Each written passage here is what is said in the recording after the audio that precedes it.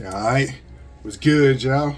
It's J.C.A. Reactions, back once again, about to get into another speed run video of the latest death battles I ain't react to. Next one up is my boy Tanjiro versus Jonathan. Hey, you got my first name. It's about the same way and everything. But we got Tanjiro versus Jonathan Joestar, Demon Slayer versus JoJo Bizarre Adventure. Right now, I'm going, since I know Tanjiro, I'm sticking with Tanjiro. But who knows? I might need to go with myself on this. I might need to go with Jonathan. But ain't gonna spend too much time talking. And in the process, I will be eating. Your boy is about to be eating these spicy tuna rolls with a little bit of soy sauce. I'm so hungry. So, and no more time talking. Without further ado, about to give out this content strictly from me to you. Let's get it. Tanjiro Kamado, the sun-breathing demon slayer swordsman. Jonathan Joestar, the very first JoJo who ever chose. These two anime monsters Jonathan! are deadly with a blade as they are infinitely good-natured. But don't cross them, else they might leave you breathless. He's Wiz and I'm Boomstick.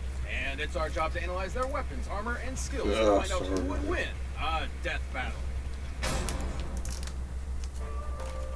Daisho, Japan. Let's go, Tanjiro. Parallel progress in imperial Stop it, bud. But That's why I keep this losing. empire had a sickness, a rot at its core. Demons. This race of superhuman cannibals originated from one being, their all-powerful progenitor, Muzan. Michael Jackson. Who spent his evenings slaughtering families and eating them, including the Kamado clan. Though one of them fatefully survived. The eldest son, Tanjiro. Well, the good news is your sister Nezuko is alive too. Bad news Technically. is she's a demon now. So sorry, champ, I'm chalking this day up as an L. But Tanjiro possessed the golden heart of an anime protagonist, and he devoted his life to curing Nezuko's curse and ending Muzan's evil, once and for all. So he joined the Demon Slayer Corps, a secret group of badass demon hunters with badass swords, forged from a unique sunlight-absorbing ore. The Nichiren blade is one of the only weapons that can decapitate a demon and end their unholy existence for good, especially when combined with the Slayer's fancy pants katana magic. It isn't katana It ain't magic. really necessarily Well, it's like totally that. katana magic, but that's not what it's called. Yeah, it's breathing, which is so lame. Anybody can do that. Oh, God. I was wrong. The use of breathing is crucial to real-life martial arts. Deeper breaths massage the organs below the diaphragm, relaxing your body and lowering its energy requirement, while simultaneously giving you more energy to use. Tanjiro mastered this breathing shit so well, he could do it in his sleep. Literally. 24/7. This is total concentration breathing, a technique developed by the Demon Slayers in order to massively increase their physical abilities to match their blatantly superhuman powers. Through the measured intake of oxygen, you can increase their concentration, reactions, and even manipulate the flow of their blood. This can help in slowing down poisons or speeding up the coagulation of wounds. Which Yep. means he can use it to quickly recover in case of injury or fatigue. And Demon Slayers can combine their breathing with their blades for, well, katana magic. Each breathing style is a They need to have my separate boy sword get some more combat. technique, The though. first form Tanjiro mastered was water breathing, a flexible defensive style where a user Zenitsu, I mean. water to slice like a raging current. Tanjiro's literal boneheaded stubbornness made him a prodigy Demon Slayer in no time. He proved to be a tactical genius in combat, able to discern an opponent's weaknesses and exploit them in the heat of the moment. It was almost as if demon slaying was in his very blood. Because it was. Hundreds of years ago, the creator of the very first breathing style taught this knowledge to Tanjiro's ancestors, who passed it down to Tanjiro himself. This was the dance of the fire god, the Hinokami Kagura, sun breathing. With sun breathing, Tanjiro's sword bursts into godlike flames that slow a demon's healing factor and can turn into a wicked fire dragon. Sun breathing increases Tanjiro's speed and power, but at a cost. It will quickly tire him out, and overuse could severely debilitate him. Which can also turn on this really distracting birthmark on his forehead. Through intense stress and exertion, Tanjiro can activate this Demon Slayer mark, which boosts his already crazy strength and speed even further. And gives him access to the see-through world. Basically, it slows down time for Tanjiro and gives him X-ray vision. This allows him such a precise understanding of his opponent's muscle movements that he can predict their future actions. Sort of like a spider sense. He can even do the same with his sense of smell. No Demon Slayer mark needed. Not only can his nose detect people from hundreds of yards away, it lets him find an opponent's opening in battle even easier than before. You'd think being an anime swordsman would make Tanjiro even edgier than his blade, but he's basically the group mom, with an innocent little cherub sweetness matched only by his raw badassery. Tanjiro is tough enough to survive being stabbed in the stomach, fast enough to dodge lightning, and strong enough to slice through and derail a literal demon train. That demon turned himself into a train, Wiz! Funniest shit I've ever seen. And this demon, Doma, was able to freeze the air into this giant ice statue in only a few seconds. I ain't got to that point. And Tanjiro's managed to keep up with... I gotta be way like into the manga. Akaza. And eventually the strongest of them all moves on himself. With the help of his friends, of course. It would take all their efforts and countless sacrifices, but Tanjiro and the Demon Slayers would continue to fight to realize their dream of a world that is safe for humanity. I'm so mad they got rid of Rengoku though. Victorian England, an infamously shit-tastic time to be alive. Whether you were a lowly street rat or a wealthy noble. Okay, well, that last one probably wasn't so bad. That is, unless your dad, in all his infinite wisdom, decided to adopt the single greatest asshole in human history and make him your brother. That'd make you one unlucky schmuck. That would make you Jonathan Joestar. Hadn't you heard, Wiz? Everybody just calls him JoJo. In an effort to take the Joestar fortune for himself, Jonathan's new brother Dio dedicated his life to breaking Jonathan emotionally, turning him into a docile puppet. But after being bullied, beaten, and morally traumatized, something awakened deep in Jonathan's heart. The raging fire of a gentleman. I don't think beating the living piss out of Dio was gentle. It sure was satisfying. Too bad it didn't last forever, because only a These JoJo Bizarre events are good to look at. when he turned into a vampire and killed Papa Joestar. Y'all let me know in the comments too. Classic Dio. With Dio now bent on world domination, Jonathan would need more than his righteous fist to save the day. Yeah, he needed a creepy floating Italian man that punches frogs with the power of the sun. It wasn't just any creepy floating Italian man. It was Will Antonio Zeppeli, a practitioner of Hamon, an ancient martial art designed specifically to do battle against vampires like Dio. Through their breaths, Hamon users could blast a hot electric ripple out of their bodies and flood it into their opponents. Huh. That's what Hamon means in English. The ripple. Man, if I had a nickel for every anime protagonist who killed monsters with the power of breathing, well, that'd be 2 nickels. But let's agree, it's weird that it happened twice. Hamon energy massively increases a user's physical abilities and allows them to disintegrate vampires with a single punch. In order to fight Dio, Zeppeli taught Jonathan everything he knew. Like the zoom punch, where Jonathan stretches his arm and punches an opponent from far away like he chopped on a gum fruit. He does this by using the ripple to dull the pain of dislocating his shoulder before snapping it back. That might sound crazy, but there are real-life examples of breathing basically giving people superpowers. Like the Dutch adventurer Wim Hof, who can survive being nearly totally submerged in ice water for almost 2 hours. Through forced exhalation, Hof drops his oxygen levels in order to supercharge his body's thermoregulation and release euphoric chemicals to numb the pain, just like the zoom punch.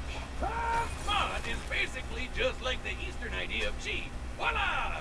Which is circulated through the body by, what else? Breathing. And just like chi, he can do lots of crazy shit. Like walking on water, magnetizing plants, or controlling an enemy's muscles.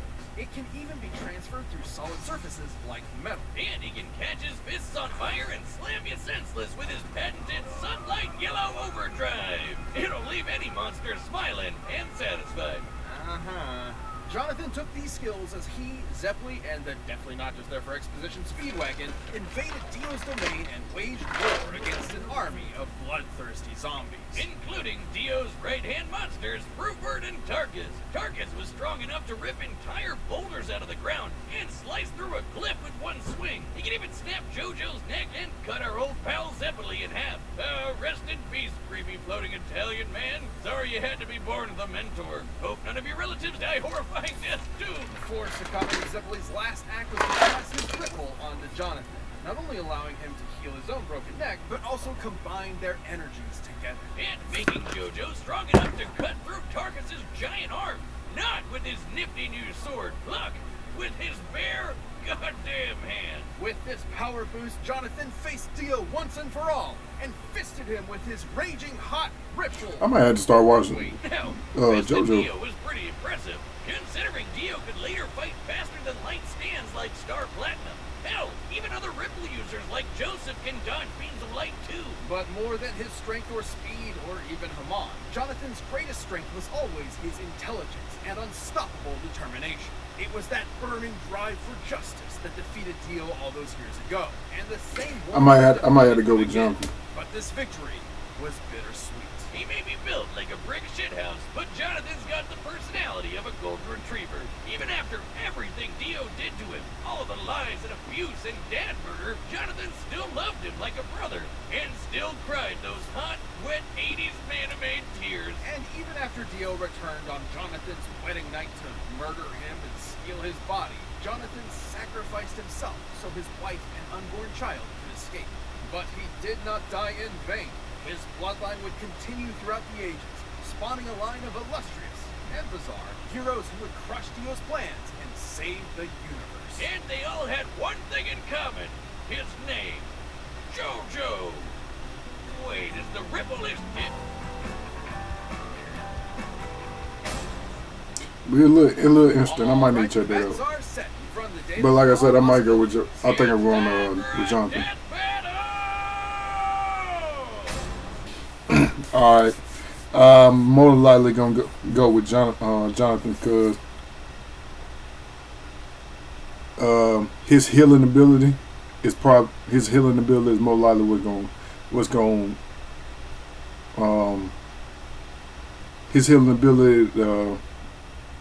heal his neck from being broken is more likely gonna give him the victory. Even though Tanjiro was able to heal part of his body with recovery breathing, I don't think that'll be much of the same as JoJo's ability. I hope I'm right for the sake of this death battle, but let's see. I got Jonathan. I already got 2 losses. Step aside! I've sworn to slay all of Dio's demonic minions. I don't know who you are, but you better leave her alone. You poor wretch, shackled by the chains of this harpy's insidious mind control. On my honor, as a gentleman, I will free you! Oh, I'm sorry, sir. Did you bump your head? Oh, he's so polite, man. Total concentration! Water breathing! Most unorthodox! You fight with valor, noble swordsman, but I know the burning passion of my heart will carry me through! I'm doing too much talking. Aw, he's kind of adorable. Like a puppy. I wonder if he has a caretaker nearby.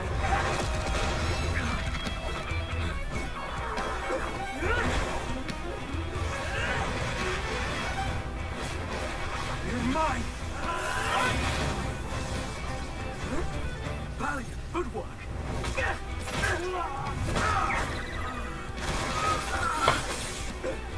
Look like Jonathan got it so far.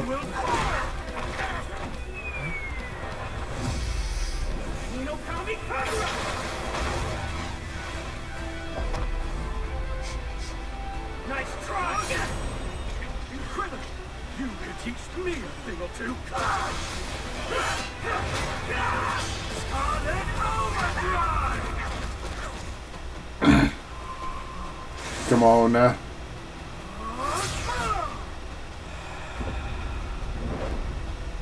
Everything is carrying some kind of energy. Like me. And that means I know how to stop him.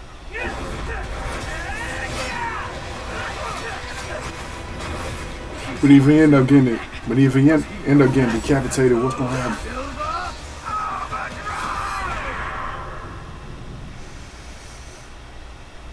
Come on, bro. Come on. Don't. Give me something else.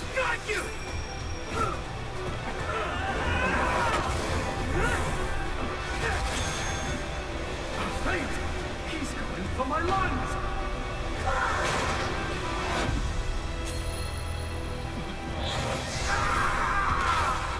Man, come. Did he dodge? How did he dodge it?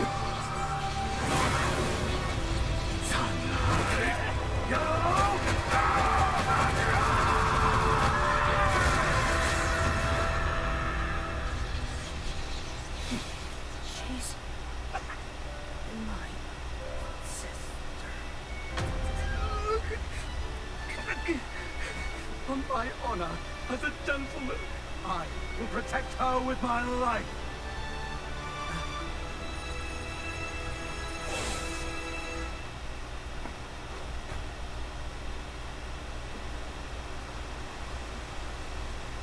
Like, so we ain't gonna be no finish?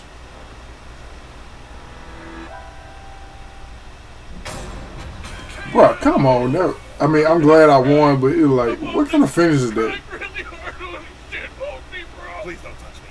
On paper, Tanjiro did initially seem to have more. But hey, I gotta win, so I ain't tripping. He'd been training for way longer than Jonathan, and with way more experienced teachers.